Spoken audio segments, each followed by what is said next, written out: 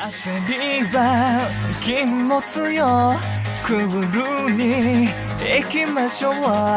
手強い相手ならなおさら欲しくなる。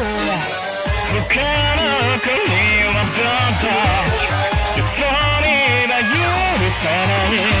夢中になるなんて私らしくないわ。澄ました顔でなびかせたピンクヘア、爪を立てて時には噛みついて私の肩刻みつけるの。